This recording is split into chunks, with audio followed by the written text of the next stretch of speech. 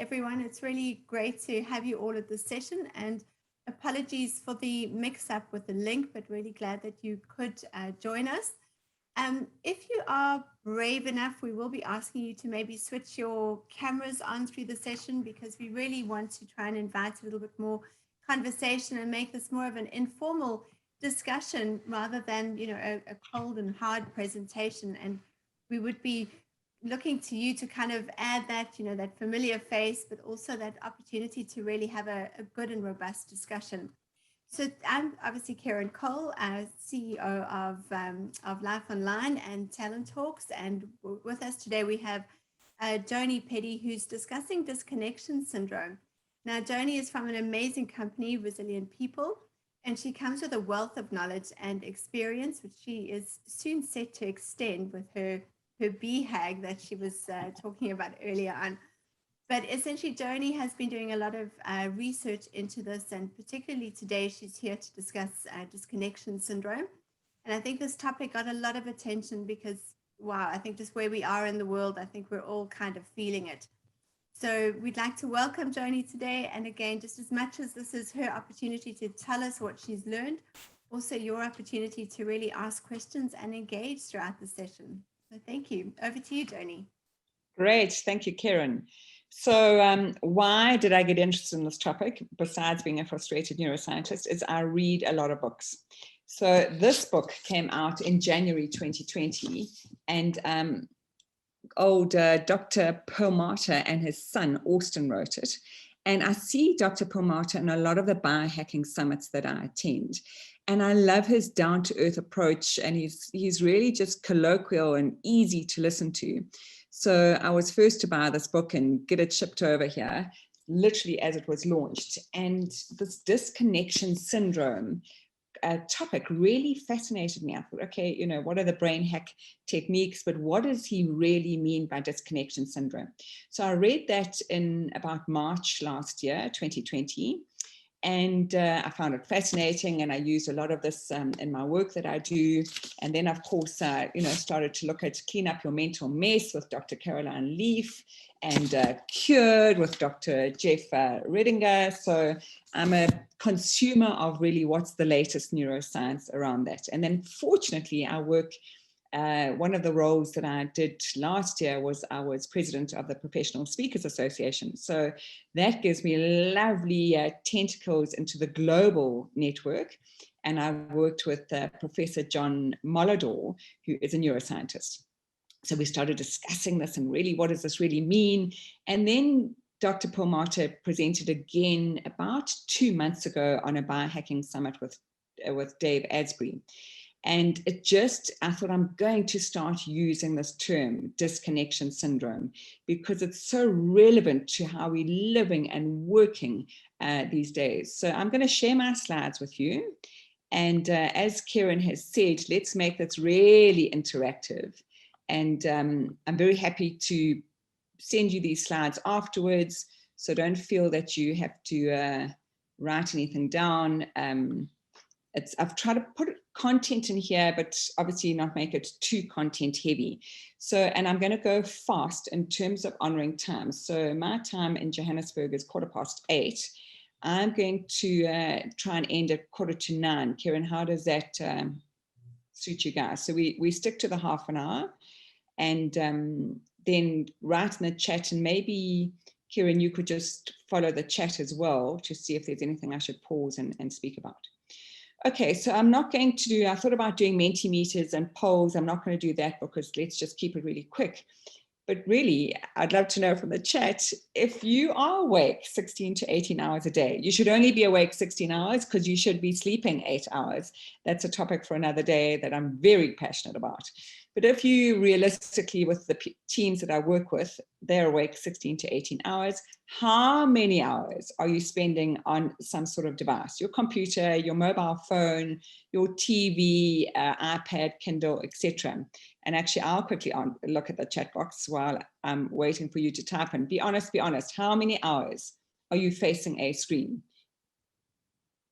And remember, we look at these dreaded things a lot. We face these screens. So no one's typing. Come on, let's type. 18 to 20. I know Karen needs a little smack. She works far too many hours. And most of the time, Christina, 12, Eva, good. Emmy, 12. Yes. Okay. Okay. All day, 5 a.m. to 10 p.m., Jennifer. Right. That is what I'm seeing. So I work with a lot of banks in South Africa, and what we are doing is many webinars on digital fatigue. Colleen's also 12, because it's really sucking the energy out of our brain. So this was a stat from Brainwash that Americans are spending 42% of their waking hours on their screens. But this stat, obviously it was launched Brainwash in January 2020. So this is like an end of 2018 stat. So we are all spending far more than 6 hours a day. And thank you for being so honest. It's 12 hours. So this has really precipitated a tectonic shift in how we are living and working. This is not news to any of you. We're constantly being confronted by messages, but we also, this tectonic shift. I've attended weddings, I've attended funerals, I've attended baby showers online. In fact, my husband had his 60th 2 weeks ago, which we did online, and I was in bed with COVID. So there's just everything is happening online. We know that, but what we really need to take into account, and this is the ambit of this discussion, is that it's really influencing our brain health. So we all know about neuroplasticity, and that you can grow 700 neurons a day. But of course, what are we doing from a mental well-being health perspective? And what is happening to the plasticity when we are confronted by screens all the time? And that's the ambit of this disconnection syndrome. So there's a pic of a father and son. It's just so lovely that they collaborate and write books. And in short, if you had to quickly drop off the call now, I thought I'd give you the instant gratification, because that's what it's all about, is disconnection syndrome, and their brain research is your prefrontal cortex. So this is the higher order executive functioning of your brain. It's right behind your forehead, needs to connect to your amygdala. So that is the seat of emotion and impulsivity, and really part of that fight or flight syndrome. Pause button here is that the latest neuroscience research is that we don't suffer the amygdala hijack. That is not what happens in our brain. It doesn't hijack our brain. But what we are suffering is that the prefrontal cortex, which really should control the amygdala and they should connect, they are now disconnected because of this inordinate amount of screen time. So we've got to have a look at the fact that when the amygdala is ruling the roost, is ruling your brain, is we will become more impulsive. We will suffer narcissism. We will be more transactional and kind of what's happening now, and how do I just go from one meeting to the next to the deliverables by the end of today. And it starts to kind of precipitate a lot of conflict, me versus others. So there's a whole us versus them syndrome. So really from an emotional override perspective, is your amygdala is running your brain and not this higher order thinking running your brain. So that is what they've termed disconnection syndrome. And if we start to have a look at, we really have got a lot at our fingertips, haven't we, in terms of driving our happiness and understanding ourselves. And if we look at some of these scary stats, suicide is up 56% worldwide. And yet antidepressants are up 400%. Insomnia, at least 25% of adults. I do a lot of work with the World Sleep Association. And actually, I would say, you know, this is a worldwide stat, but I would say that insomnia is up about 45% from the research that I've done. And we now have this term called corona-somnia, because it's part of long COVID. And it's also, even if you're not suffering COVID, is that fear factor of what's happening with my parents or my children or my friends, et cetera, et cetera. So it's a lot of that fear and overwhelm. Having just come through 2 weeks in bed with COVID, there were many nights that actually I couldn't sleep. So this heart palpitating, so I suffered corona-somnia. And I'm not, you know, I'm really a health nut. So looking at what I had to take to get me through the nights, is I resorted to melatonin and painkillers because my body was in such pain. Global binge drinking is happening, obsessive use of social media, and yet about 50% of people are saying, I feel so alone and so lonely. So in the teams and organizations I work with, I really find it with people starting their first year of work, so grads going into organizations, this aloneness, not working in their teams, but working on their own from home. And we all know the work from home scenarios. So burnout is up at least 33% worldwide. And it's a slippery slope. I decided not to put in any of my burnout slides into this chat because we really could start to fixate on how excessive expectations and how we're driving ourselves quickly, that slippery slope leads to collapse and burnout. So if you just take a look at these emotions, I use various emotional wheels, mostly the Plutchik wheel, but I decided to use this one because it's just so robust with so many emotions. When I ask people, emotionally, how are you feeling? They'll give me 4 or 5 emotional words, and stressed is not an emotional word. So when you have a look at this wheel, I mean, you could take a pick if you'd like to, but I just want you to think to yourself, what are the predominant emotions that you're feeling over the last 2 weeks? And when I deal with senior people, CEOs, they'll say to me, Joni, I'm feeling fearful, anxious, overwhelmed, lots of uncertainty, and craving some quick fixes. I spoke to a CEO yesterday, and she was saying, look, I've just got nothing to look forward to. I've got no travel plans. I'm having huge emotional conflict with my husband. They both, actually, the CEO and her husband, who runs his own business, have both just come through COVID. They're now, on the road to recovery, but their emotion is really at the lowest ebb ever. So emotional drivers in our brain are huge drivers, and people are struggling. So that amygdala is totally taking over. If we think about the emotional centers in our brain, and this is just a quick fun fact, is that those limbic systems really travel 80,000 times speedier than this front portion, because this is a survival mechanism. We needed it. So through evolution and living outdoors, we needed our brain to say, flip, that's going to eat us, run hard, or run towards what we need to eat. So the emotional centers are there for a reason, and they work in congruence with the higher order thinking. So, I mean, this is a disastrous slide, but it's a bit of fun, is that a lot of people in coaching are saying, hey, I may not be doing this to a significant other or a colleague because I'm not sitting next to them, Joni, but oh my goodness gracious, the words that they're using in coaching are dreadful.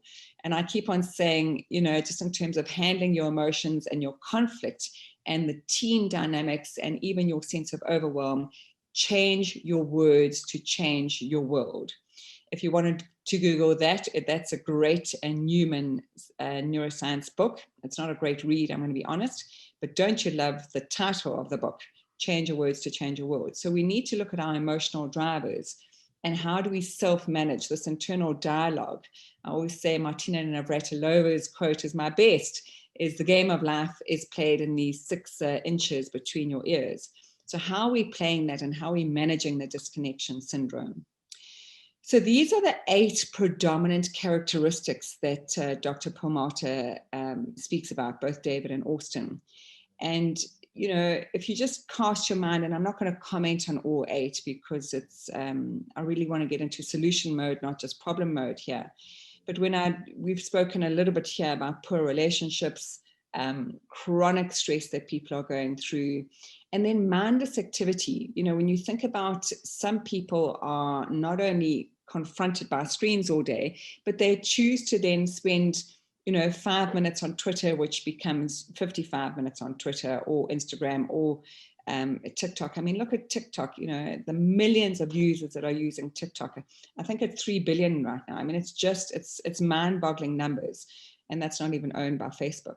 So mindless activities we get into, and the impulsivity, we can't travel. So the e-commerce, digital e-commerce now is just absolutely ramping up.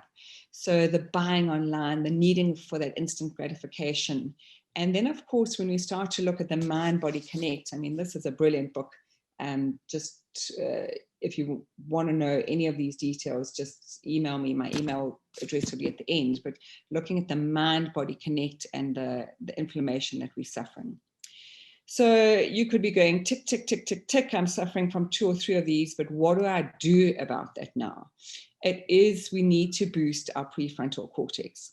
So for those of you who know me, I've designed a resilience app assessment with 6 seconds in the States and with Momentum 4 in the UK. So I speak a lot on these 4 topics of mental resilience, emotional resilience, body and physical resilience, and purpose resilience. And actually the whole ambit of this book is saying, if you want to wash your brain, you need to look at your diet, your sleep, your exercise, nature exposure, and meditation, which I love from 2 doctors. I'm taking that disconnection syndrome now into another way of boosting your prefrontal cortex, because I've seen this working for individuals and for teams. So here comes a bit of solution mode for you. But maybe before I go into solution mode, I've been chatting for 15 minutes. Are there any questions or comments? So I'll just have a look at the chat box, or yes, Eva. Yeah, I just wanted to ask what you mentioned about the amygdala, we do suffer from the disconnect between the prefrontal cortex and the amygdala, and I just didn't get what you said about the fight or flight. Okay, so are we in constant? We are in constant fight or flight. Yeah, and mainly because the amygdala has taken over. Okay. So the emotional center is driving this whole engine. Got it. Fight, flight, or freeze. So the high cortisol levels, which leads to chronic inflammation in the body. And yeah, you know, the minute you speak to anyone, the emotional words just come tumbling out. Yeah. So yeah, that is driving the brain. And I love the simplicity of the Dr. Perlmutter, David, and Austin saying actually this, and the slide that we have on at the moment, is that actually it's this disconnect between the two. And we're having far more of the amygdala driver and not the prefrontal cortex. Yeah, it makes a lot of sense. Wow. Yeah. And I sometimes look at it using different words. I'll say, hey, we're quite in transactional mode. Like, what are we doing today? Like, how do I get through today's to-do list? With a ba-va-vum. And listen, I am someone who has suffered burnout. So, you know, I sit here with having experienced that and knowing how I pushed myself off the edge, and knowing how differently I operate my life now in terms of more transformative and less transactional, and being able to say no to stuff. But that amygdala is this connection. Karen, were you going to ask something? Yeah, I was actually just going to make a statement, and we're seeing that coming through in the quality of decisions that leaders are making and people are making at the moment, because we just can't take that next step to kind of forward plan. We're so trapped in the now and the execution mode and just surviving that we're actually not being able to plan a way through this. And it's not necessarily going to go away when the pandemic ends. And I think this is what people don't realize. There's no off switch, you know, once the pandemic is over. We still have high levels of uncertainty. And if we're not able to manage that now, we're just going to carry this mode forward. Yes, exactly. And this mode is, you know, I'm dealing with people who are looking at what is going to happen in their business, hybrid teams. And actually that the hybrid team model is going to carry forward, and it's going to carry a lot of anxiety. You know, I'm sitting at home working from home, but the rest of my team is in the office today. And I'm feeling kind of like I'm not part of that team. Am I doing enough? So that emotional drivers of am I good enough, the self-worth, all of those issues come into play. So that is hugely problematic going forward post-pandemic times, I would like to say, to reiterate what Kieran's saying. I dealt with a team yesterday, an EXCO team, who are planning their strategic conference in September, and multinational organization. And I'm going to be facilitating that 2-day conference. And it's so interesting, Kieran, to your very point, is I'm putting in place some little drivers for them to fertilize their brain before we meet 1st and 2nd of September, because they're so in the now. They're actually doing jolly well, I've got to be honest. They're shooting the lights out in terms of their sales, which is fantastic. So they're not in that goodness gracious, we're cutting overheads, etc. But their ability to strategically think, where do we want to be in 2025, is actually fertilizing their brains going forward. And I have to say, if you haven't read this book, guys, this is a game changer book. And I'm using this book unashamedly with them. And it's the Stephen Kotler's The Art of Impossible.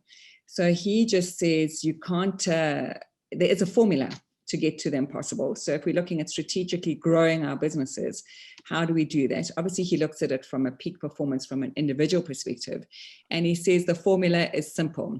Learning gets you into, motivation gets you into the game. That's formula part 1. Formula part 2 is the curiosity and continuous learning. Formula part 3 is creativity, and then that gets you to flow. But flow requires the first 3 parts of the formula. So it is brilliantly written. I try and read novels at night, but he writes so well. This is my current novel. And I'm just, for this strategic thinking team to get out of the transactional day-to-day more into the transformative, where we're going as an organization, is I am giving them 4 parts of that, and then really looking at how they drive their creativity to unlock some different thinking. And we know that the prefrontal cortex, this left ventricle part, creates far more creative thinking. And we've got to look at how we do that differently and actually have some fun. So you are the most creative when your ACC part of your brain, your anterior cingulate cortex, is having fun. So how to have fun in teams, and that's pretty difficult when you are confronted by screens all the time. So I really highly recommend that book. Okay, so this is one of David's quotes. This place of wellness is found in deep connection. And I'm just going to have to take my screen differently there, to ourselves and to others and to the living space. And the central player is our brain. So how can we work with the central player? A bit of fun here. The prefrontal cortex is 33% of our neocortex, humans. Can you guess? There are 2 other mammals there. 17% of the neocortex is which mammal, and 13% is another mammal. So quick guess, just come off mute. Anyone? 33. Well, sorry? 33. Ours is 33, but which other mammal is 17 and which is 13? I love while we're guessing, Christina, I love your comment. Yes, and it's completely spot on. The recent frantic shopping by most of us is a sure sign of our amygdalas are working overtime. And it is. It's that impulsivity and that need for, like, what is going to kind of juice me up. So you're so right. Okay, anyone want to guess 2 other mammals? 17% of them. I'll go with dolphin and elephant. Okay, it's chimpanzee and dog. But I would actually be fascinated with dolphin and elephant. And I'm a complete dog lover. So my dog, I watch actually, and again, I'll go back to COVID. My husband and I started sleeping in separate rooms because I got COVID before him and I was trying to protect him. And he was up at 1 and 3 in the morning because our little Yorkie was absolutely alert and wanting to come to my room.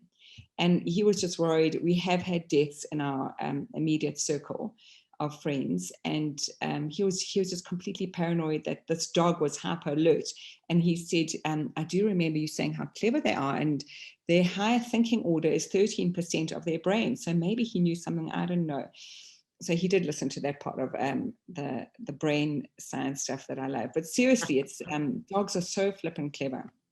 Okay, so let's get into this calm brain. And it's part of my book ending of my brain and my day. Sorry, it's how do I start my day in a clear and calm way, and how do I end my day in a clear and calm way. And, you know, I suffer from, as Christina was saying, that kind of like impulsivity and desire, and I'm pretty impatient. So, you know, I I've learned a lot through my burnout, but actually still a lot of these hard wirings of my brain are still there. So neuroplasticity and changing the wiring takes years. How can we do that? So in working with teams, I look at, okay, what are the future skills? What do we need?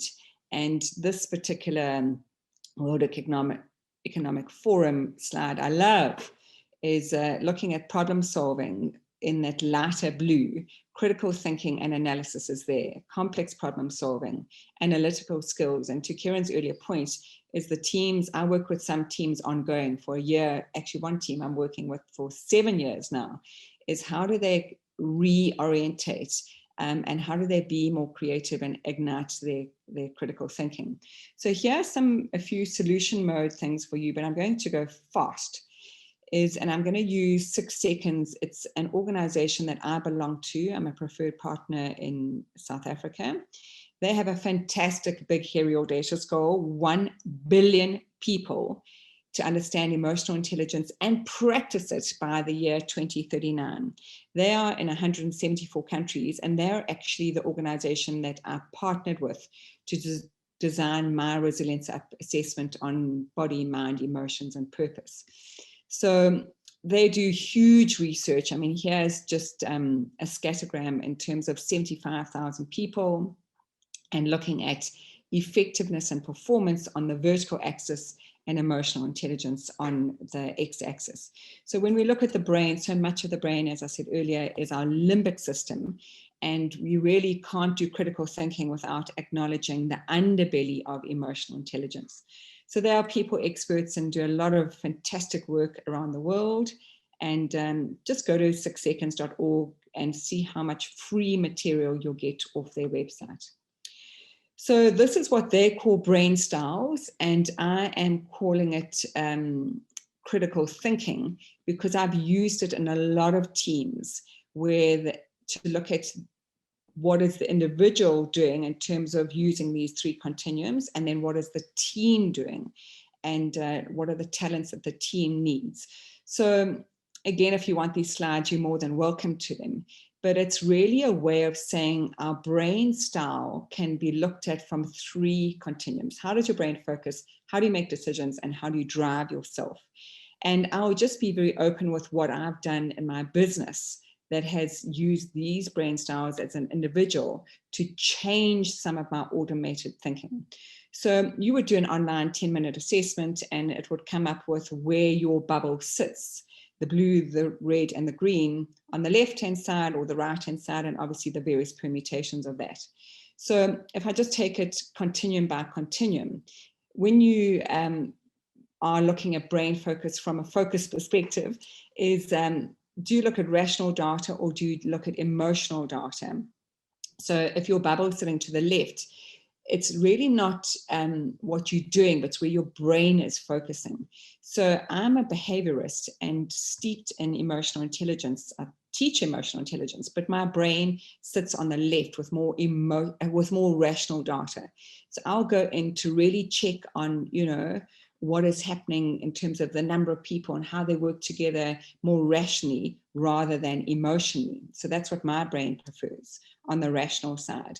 I've really had to teach myself the emotional side. And for some of you who are steeped in the Enneagram, it's very interesting for me from a type 3 achiever is I will put emotions aside to focus on tasks. So I love looking at personality and EQ and how that works together. But from a critical perspective, thinking, I've had to work on stretching my automation to include emotional data, not just rational data, which is what I focus on first, naturally and in an automated way. If you look at decisions here, how do you balance risk with opportunity? As I really work very strongly on this evaluative side. So I have been a big avoidance of risk, and it's been so interesting. I mean, I've run my business for 25 years, and I think I should be far bigger than what I am 25 years down the line. I mean, I did have a real trauma 14 years ago when my husband died and he was my business partner. So that's, for a good 5 years, I kind of imploded in various ways. But I'm now working a lot more in terms of how can I stretch my critical thinking and decision making to enjoy change and to try things, and to be okay with failing forward. So, trying some innovative stuff and failing forward. And I've partnered with various people. We've tried stuff and we have failed forward. And it's been fun and it's been great learning. So I'm really trying to be less risk averse in terms of my own critical thinking. And then lastly, looking at just how do you drive yourself? So how do you balance your motivation for the present, practical, to being more future orientated?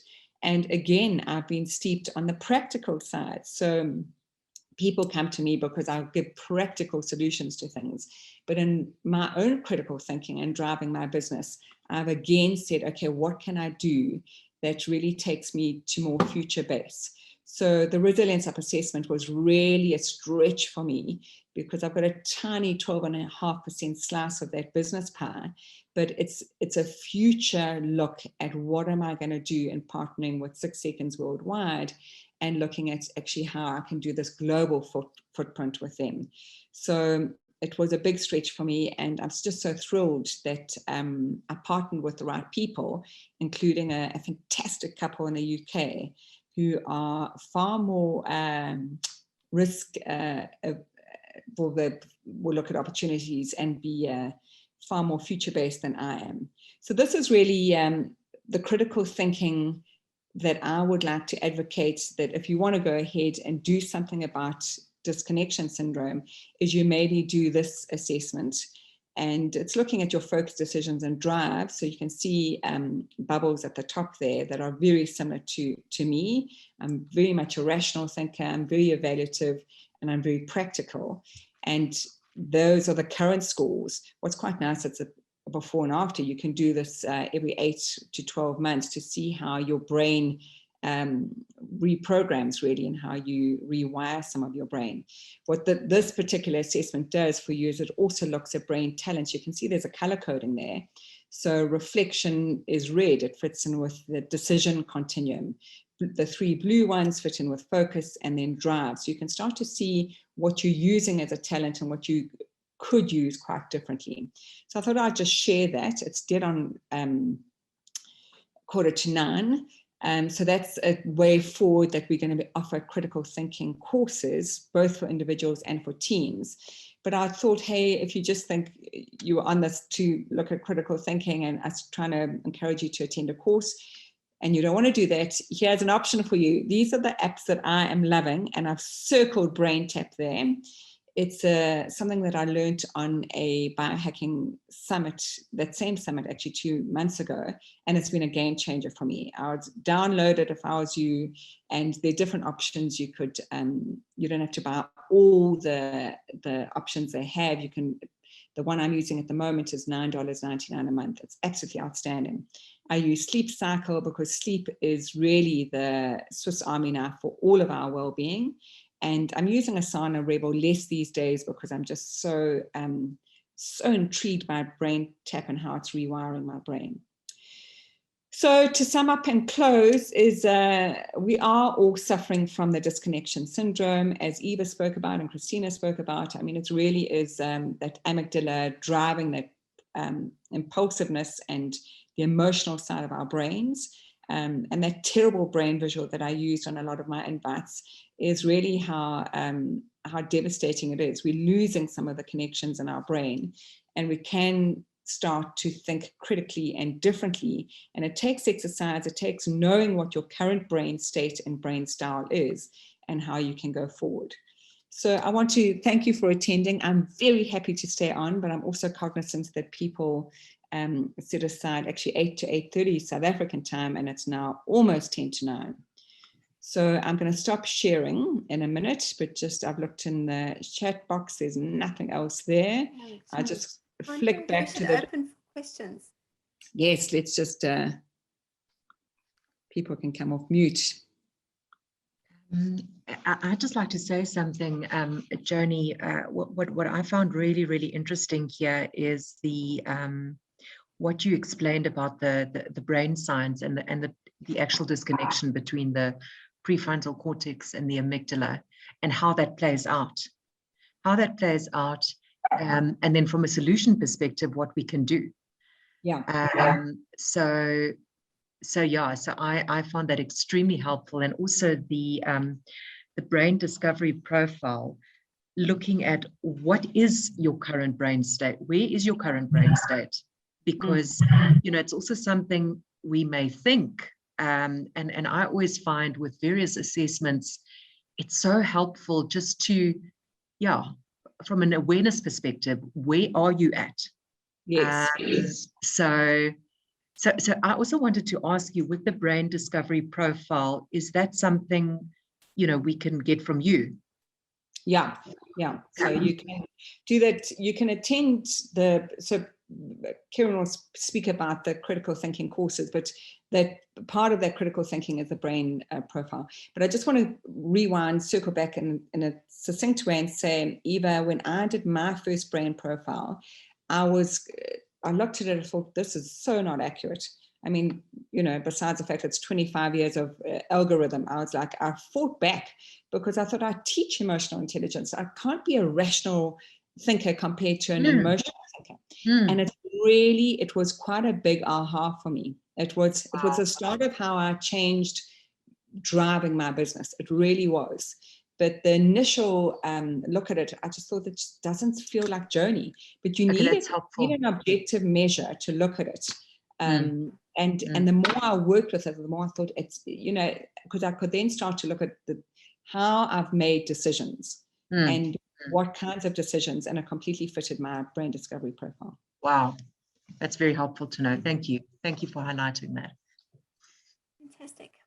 So I'll just leave a few minutes if there are any additional questions, but with regards to the slides, Joni, I think this was a fantastic presentation. I think there's still a lot to learn and discuss when it comes to this, but essentially you will be running a workshop on critical thinking, and that will obviously include the profiling tool as well. So if this is something that you would like to do, we will send out details via mail regarding that workshop coming up, and obviously where you can go to get profiled.